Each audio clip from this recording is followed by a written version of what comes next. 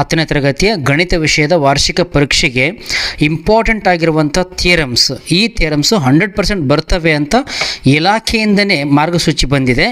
ಈ ಥಿಯರಮ್ಗಳನ್ನು ನೀವು ಕಂಪಲ್ಸರಿ ಕಂಠಪಾಠ ಆಗ್ತಿರೋ, ಅನಾಲಿಸಿಸ್ ಮಾಡ್ತಿರೋ, ಓದ್ಕೋತಿರೋ, ಏನು ಮಾಡ್ತಿರೋ ಗೊತ್ತಿಲ್ಲ, ಬಟ್ ನೆನ್ಪಿಟ್ಕೋಬೇಕು. ತುಂಬ ಇಂಪಾರ್ಟೆಂಟ್ ಆಗಿರುವ ಥಿಯರಮ್ಗಳನ್ನ ನಿಮ್ಮೊಂದಿಗೆ ಹಂಚ್ಕೋತಾ ಹೋಗ್ತಿದ್ದೀನಿ. ಥೇಲ್ಸ್ ಪ್ರಮೇಯ ಮೊದಲನೇದು, ಮೂಲ ಸಮಾನುಪಾತತೆಯ ಪ್ರಮೇಯ.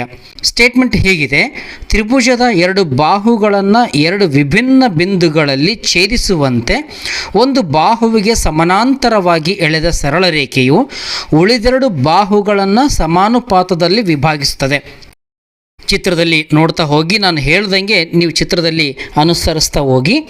ದತ್ತ ಏನು ಕೊಟ್ಟಿದ್ದಾರೆ, ತ್ರಿಭುಜ ಎ ಬಿ ಸಿಯಲ್ಲಿ D E parallel to B C, ಸಾಧನೀಯ A D divided by D B is equal to A E divided by E C.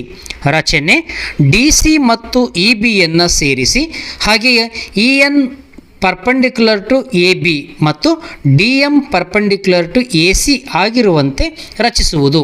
ಸಾಧನೆ: ತ್ರಿಭುಜ ಎ ಡಿ ಇ ಮತ್ತು ತ್ರಿಭುಜ ಡಿ ಬಿ ಇಗಳಲ್ಲಿ ವಿಸ್ತೀರ್ಣವನ್ನು ನೋಡಿದಾಗ ತ್ರಿಭುಜ ಎ ಡಿಯ ವಿಸ್ತೀರ್ಣ ಡಿವೈಡೆಡ್ ಬೈ ತ್ರಿಭುಜ D B ಇಯ ವಿಸ್ತೀರ್ಣ ಭಾಗಾಕಾರ ಮಾಡಿಕೊಂಡ್ರೆ ಈಸ್ ಈಕ್ವಲ್ ಟು ತ್ರಿಭುಜ ಎ ಡಿಯ ವಿಸ್ತೀರ್ಣ ಅರ್ಧ ಇಂಟು ಪಾದ ಯಾವುದಿದೆ ಎ ಡಿ ಪಾದ ಆಗುತ್ತೆ, into height E N is the height ಆಗುತ್ತೆ. ಅದೇ ಥರ ಟ್ರಯಾಂಗಲ್ ಡಿ ಬಿ ಇ ಇದರ ವಿಸ್ತೀರ್ಣ ಫಾರ್ಮುಲಾ ಅರ್ಧ ಇಂಟು ಪಾದ ಇಂಟು ಎತ್ತರ, half into base into height, ಅರ್ಧ 1/2 into D B into E N is the height. Therefore ಆದ್ದರಿಂದ ತ್ರಿಭುಜ ಎ ಡಿ ಇಯ ವಿಸ್ತೀರ್ಣ ಡಿವೈಡೆಡ್ ಬೈ ತ್ರಿಭುಜ ಡಿ ಬಿ ಇಯ ವಿಸ್ತೀರ್ಣ is equal to A D by D B ಉಳಿತದೆ, ಮಿಕ್ಕಿದ್ದೆಲ್ಲ ಕ್ಯಾನ್ಸಲೇಷನ್ ಆಗ್ತವೆ.